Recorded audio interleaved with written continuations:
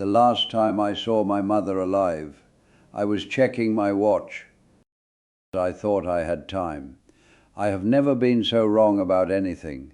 That thing you're chasing right now, the money, the promotion, the deadline, the house, the respect, the thing that makes you say later to the people who love you, it is lying to you.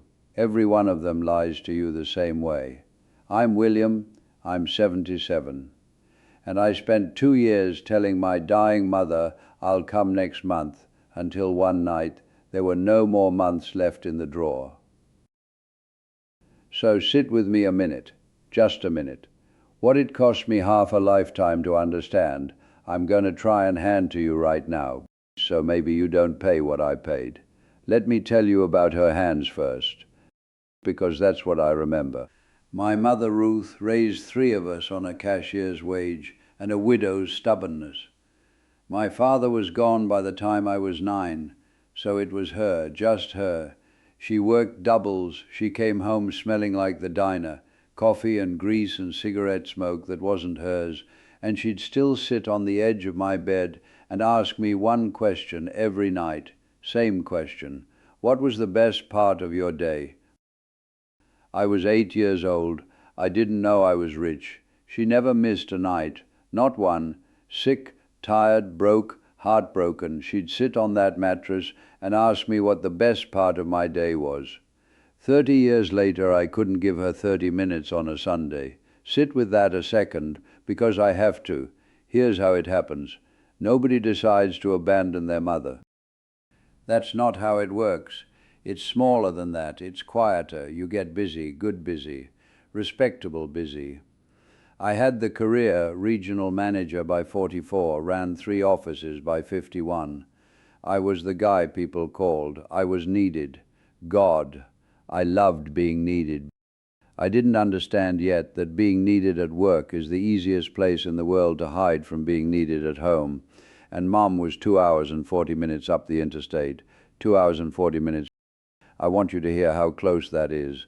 That's a morning, that's a podcast and a half. That's nothing, but it's just far enough to say next month, so I called instead. And I'll be honest with you, I cut those calls short. She'd start telling me about her neighbor, about the garden, about something my father said in 1961. And I'd feel the meeting pulling at me, and I'd say, Ma, I gotta run, I'll call you Sunday. Miss the Sundays, miss the birthdays I sent a card for instead. Miss the real conversation, the one I kept saving for when things calmed down. Let me tell you something I'm not proud of. There was a conversation I meant to have with her, about my dad, about what she gave up, about whether she was ever, in all those years, happy. I saved it.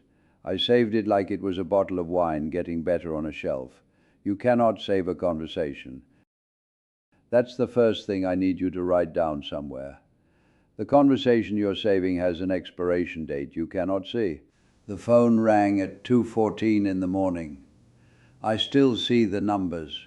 2:14. You already know it wasn't good news.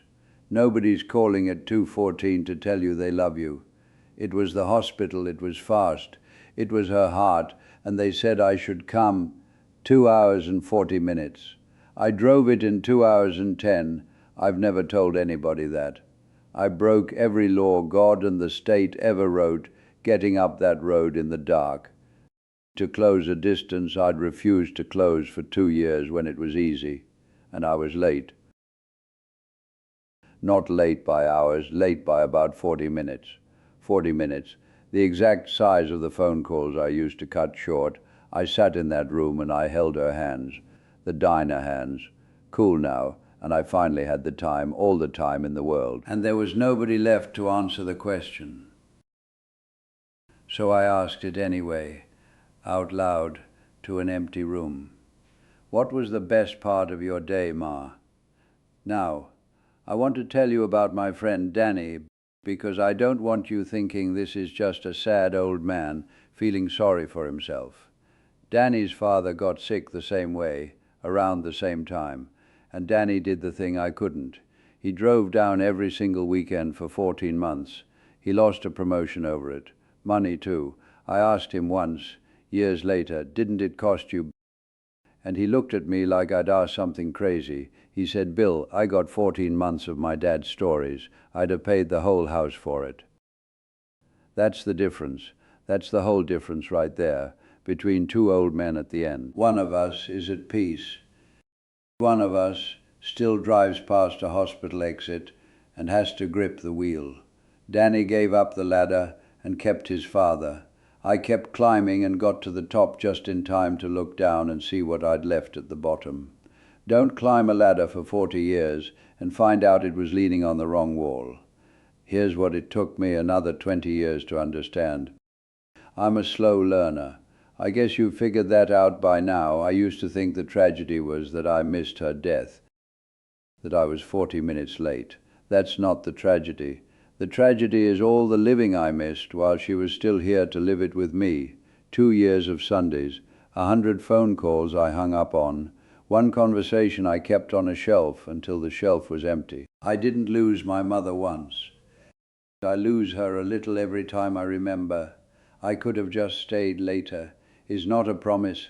Later is a word we use to buy ourselves out of love. We don't feel like paying for today, and later runs out. It always runs out. So now I'm going to stop telling you my story, and I'm going to ask about yours. Who's your 2 hours and 40 minutes? Who are you calling instead of seeing who gets the shortened phone call, the "I gotta run," the card instead of the visit? Whose question have you stopped answering because you're so busy being needed somewhere else? You know exactly who I mean. You felt it in your chest about a minute ago. That's not me. That's you already knowing. There is no next month waiting for you in a drawer somewhere.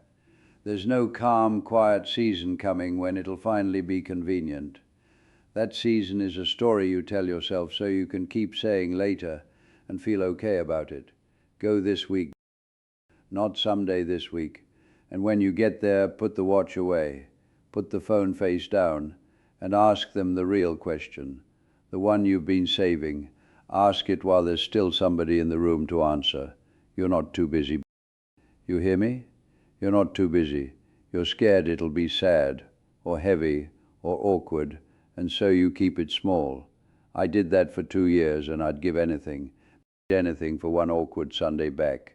So here's the only instruction I've got. Stop waiting. Stop telling yourself, "I'll go when things settle down."